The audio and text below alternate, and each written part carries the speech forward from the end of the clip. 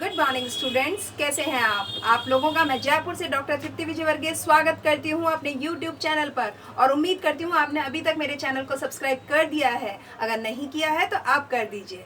चलिए अब अपनी जो वीडियो की सीरीज है उसी में आगे बढ़ते हैं। और आज मैं आपको इंस्ट्रूमेंट एक्ट जो है हमारा नेगोशिएबल इंस्ट्रूमेंट एक्ट है 1881, उसी में एक लास्ट टॉपिक कवर करवा रही हूँ। अधिकांशतः स्टूडेंट इस टॉपिक को नहीं पढ़ते, पर क्योंकि मैं आपका बेनिफिट सोचती हूँ इसीलिए मैं सोचती हूँ कि ज़्यादा से ज़्यादा टॉपिक आपको बताए जाए।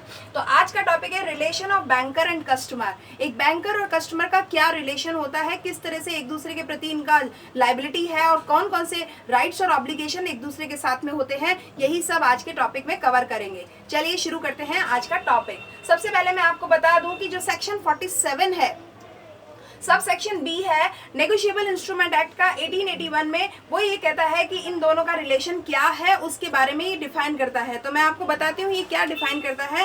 ये कहता है एक नेगोशिएबल इंस्ट्रूमेंट के अंदर बैंकर और कस्टमर जो होते हैं वो उन दोनों का आपस में डेटर और क्रेडिटर का रिलेशन होता है। और इसकी एक डेफिनेशन दी है, the holder of a negotiable instrument payable to bearer which is in the hands of as banker who is at the time the banker of B directs the banker to transfer the instrument to B's credit in the banker's account with B।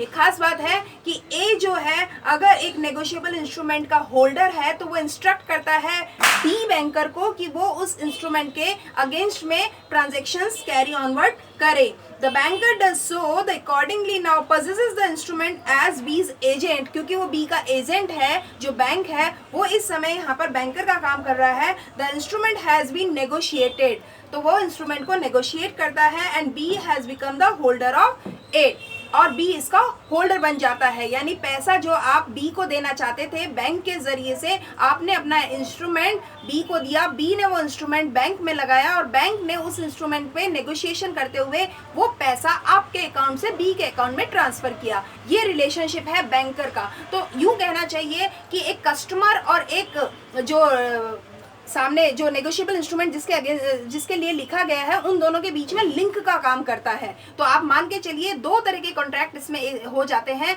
इसमें आप ये मान के चलिए कि जब एक negotiable instrument bank के पास जाता है तो अब बैंकर जो है वो डेटर बन जाता है और कस्टमर जो है वो क्रेडिटर हो जाता है। अदरवाइज आप डेटर थे और वो जो बैंकर था वो क्रेडिटर था। ठीक है, तो ये जो जब चेक बैंक के पास चला जाता है तो ये रिलेशनशिप बदल जाती है। तो ये मैंने आपको बता दिया, जब इंस्ट्रूमेंट नेगोशिएट हो जाता है तो बैंकर तो बन जाता है डेटर और जो कस्टमर है वो हो जाता है क्रेडिटर। तो अगर बात करें कि बैंकर कौन होता है, तो बैंकर वो होता है जिसके पास इंस्ट्रूमेंट है। ठीक है, अगर मैं आपको इसे समझाऊं कि बैंकर कौन होता है तो यूं कहना चाहिए, a banker is one who acts on behalf of banking company which transacts banking, जो बैंकिंग का काम करता है। And by banking it is understood accepting for the purpose of lending or investment of deposition of money from the public payable on demand or otherwise and withdrawal by check, draft, order or otherwise। खास बात कहता है, चाहे investment कह लो चाहे withdrawal कह लो कुछ भी कह लो, ये बैंकर एक लिंक का काम करता है और ये बताता है कि किस तरह से पैसे का ट्रांसफर होगा। तो ये बैंकिंग का काम करता है। आगे की बात करते हैं कस्टमर कौन होता है। तो कस्टमर ये कहता है, customer with a bank in the strict sense is one who has an account with the bank that creates banker customer relation. Banker customer का रिलेशन मेंटेन करता है। And one may receive services from the bank such as encashing of a cheque issued to him by someone else, but it is only holding an account with a bank that creates the said relationship in true sense। कहने का मतलब ये है कि banker और customer के बीच में वो रिलेशनशिप है जिसमें कि एक व्यक्ति का उस बैंक में अगर अकाउंट है तो वो उसके लिए उसके काम करता है, वो सर्विसेज देता है, फाइनेंस प्रोवाइड करने का चाहे इन्वेस्टमेंट लेने का, वो सर्विस प्रोवाइड करता है। तो ये कहता है thus one who has a relationship with the bank due to maintenance of his account only that person can be customer, एक वही व्यक्ति कस्टमर माना जा सकता है इस रेफरेंस में जिसका उस बैंक में अकाउंट है। तो जिस बैंक में अकाउंट है उस बैंक के लिए वो व्यक्ति कस्टमर बन जाता है। अब बात करते हैं इन दोनों की रिलेशनशिप क्या होती है। तो अगर बात करें कि नेचर की बात करें तो एक लीगल और कॉन्ट्रैक्चुअल लीगल रिलेशनशिप को मेंटेन करते हैं दोनों ही, क्योंकि एक तो लीगल इसलिए क्योंकि लॉ की तरफ से दोनों को एनफोर्सेबिलिटी का जो एलिमेंट है वो प्रोवाइड किया गया है, और दूसरा हमने कहा कॉन्ट्रैक्चुअल क्यों, क्योंकि अगर एक जो नेगोशिएबल इंस्ट्रूमेंट है अगर वो बैंक में लगाया जाता है तो केवल उतनी ही अमाउंट के लिए और उसी टाइम पीरियड के लिए वो बैंकर उसमें सर्विसेज देगा। तो एक कॉन्ट्रैक्ट बेसिस पर काम होता है। आगे की बात करते हैं। अगर बात करें कि कस्टमर अगर क्रेडिटर है तो बैंकर हमेशा डेटर का काम करेगा, ठीक बात है। और ये कहता है जो राइट्स और अगर ऑब्लिगेशन की बात करें तो राइट्स और ऑब्लिगेशन बहुत सारे हो जाते हैं। अगर बात करते हैं कि किस तरह से राइट्स और ऑब्लिगेशन होते हैं एक बैंकर के कस्टमर के लिए, तो सबसे पहला एक जो ऑब्लिगेशन कहना चाहिए टू ऑनर चेक्स। देखो एक बात हमेशा याद रख लो, या तो डीडी के जरिए यानी डिमांड ड्राफ्ट के जरिए, या फिर चेक्स के जरिए, या फिर कोई और दूसरे तरीके से अगर ऑर्डर जिसको कहते हैं उस जरिए से अगर बैंकर अपनी सर्विसेज दे रहा है उस कस्टमर को, तो यहाँ पे ये कहता है सबसे पहले उन चीज़ों को वो ऑनर करेगा, यानी उनको वो रिसीव करेगा, उनको सम्मान देगा, या उसके अगेंस्ट में जो ट्रीटमेंट देना है उसके लिए वो बंध जाता है वो वैसा ट्रीटमेंट देगा। दूसरा अगर ऑब्लिगेशन की बात करें to maintain records of transaction, जितना भी ट्रांजेक्शन हो रहा है उसका रिकॉर्ड मेंटेनेंस करने का काम भी एक बैंकर का होता है। तो ये कह लो कि वो ऑब्लाइज होता है इस चीज के लिए कि वो उस ट्रांजैक्शन को वो मेंटेन करेगा। अगर बात करें to abide by the instrument of customer, ये कहता है कस्टमर का जो इंस्ट्रूमेंट है जैसा वो कहता है वैसा उसे करने के लिए वो अबाइड है, उससे बंधा हुआ होता है। नेक्स्ट कहता है टू मेंटेन कॉन्फिडेंशियलिटी, वो कहता है यहाँ का मतलब ये है कि एक कस्टमर को अपनी कॉन्फिडेंशियलिटी को मेंटेन करने के लिए बैंकर बंधा हुआ होता है। एक बैंकर उसकी विश्वसनीयता को बनाए रखेगा, अगर उस विश्वसनीयता में कहीं भी कोई डिफरेंसेस आता है, कहीं भी कोई दिक्कत आती है तो बैंकर इसके लिए लायबल होगा। ये चीज बैंकर को ध्यान रखनी होती है कि अपने कस्टमर की कॉन्फिडेंस को वो बना के रखे। आगे बात करते हैं राइट्स की बात करता है। एक राइट है राइट टू सेट ऑफ। इसको ऐसे समझ लो कि मान लीजिए एक कस्टमर है और उसका एक बैंक में 2 अकाउंट है, उसी बैंक में उसके 2 अकाउंट है। जब उसके लिए एक चेक लगाया जाता है तो उस जिस अकाउंट नंबर के लिए चेक लगाया जाता है हो सकता है उस अकाउंट में उसका बैलेंस कम हो। तो ऐसे में उस बैंकर के पास में एक ये कहना चाहिए कि एक ऑब्लिगेशन है कि उसी व्यक्ति का, क्योंकि दूसरा अकाउंट भी उसी बैंक में है, तो उस अकाउंट के बैलेंस में अगर सफिशिएंट बैलेंस है तो वो सेट ऑफ कर देगा उसके साथ में, क्योंकि कस्टमर वही है, क्योंकि बैंक वही है, सिर्फ अकाउंट ही तो 2 है ना। तो ऐसे में ये कहते हैं कि एक कस्टमर के पास राइट है, या यूं कहना चाहिए बैंकर का एक ऑब्लिगेशन है कि वो अपने उस कस्टमर के एक बैलेंस को सेट ऑफ कर दे एक दूसरे अकाउंट के साथ में, उसी का अकाउंट होना चाहिए और उसी बैंक में होना चाहिए। तो ये जो राइट टू सेट ऑफ है ये आपको समझ आ जाना चाहिए कि एक ही व्यक्ति का जब 2 अकाउंट एक ही बैंक में होते हैं तो बैलेंस का जो सेटिंग करनी होती है उसको कहते हैं राइट्स ऑफ सेट ऑफ।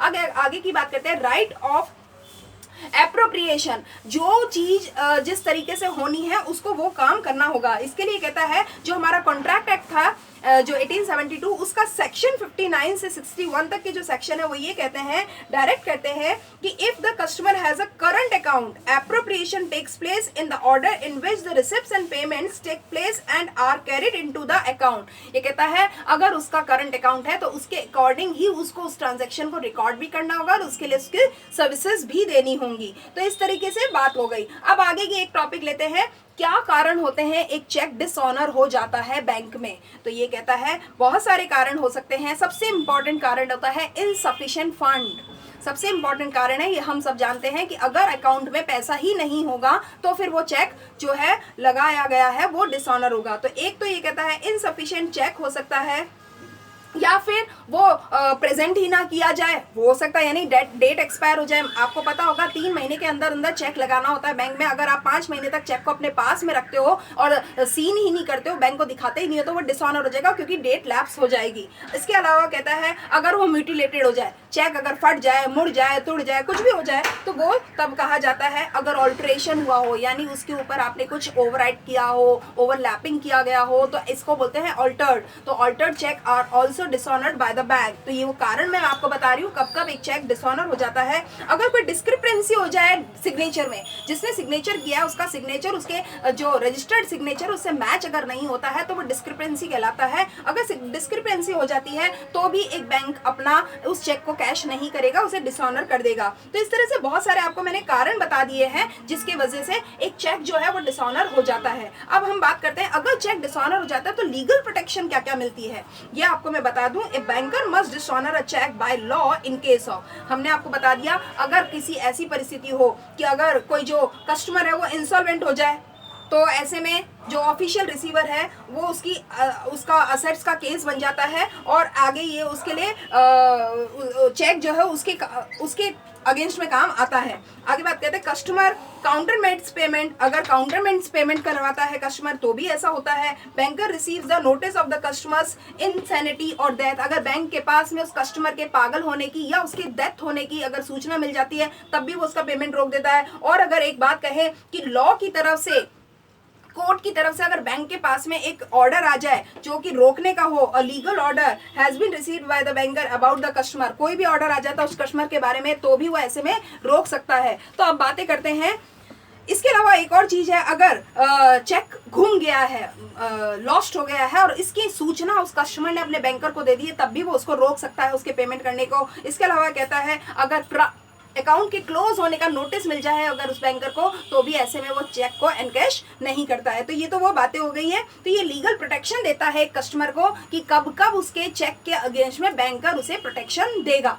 तो मैंने आपको ये बहुत सारी चीजें बताई है जो एक बैंक जो है वो एक कस्टमर को देता है। इसके अलावा बहुत सारे और पॉइंट है, जैसे कहता है कि लीगल प्रोटेक्शन अगर कलेक्टिंग बैंकर होता है तो उसके लिए क्या होती है। तो एक मैं आपको लास्ट बात बता देती हूँ। The collecting banker is the bank which receives the payment of a cross cheque on behalf of the customer, customer के बिहाफ पर जो क्रॉसिंग चेक का जो पेमेंट लेता है उसी को हम बोलते हैं कलेक्टिंग बैंक। और उसके लिए कहता है कुछ रिस्क इसमें क्योंकि मिली भी होती है कस्टमर की ओनरशिप से रिलेटेड, तो ये कहता है एक प्रोटेक्शन है जो कि enjoy the privileges of a holder in due course, जिसके पास में वो चेक है, उसके हाथ में चल रहा है, रास्ते में है, उसके लिए वो प्रोटेक्शन की बात करता है। Not liable for defective title of the cheque because the banker is only an agent of the customer, और अगर उसके टाइटल में कोई भी डिफेक्ट आया होगा तो ऐसे में बैंकर उसका एनकैश नहीं करेगा क्योंकि वो केवल उस कस्टमर के लिए एजेंट का काम कर रहा है। तो पूरी उम्मीद करती हूँ आपको ये जो वीडियो है वो पसंद आया होगा और समझ आया होगा कि क्या रिलेशन होता है एक बैंक और कस्टमर का।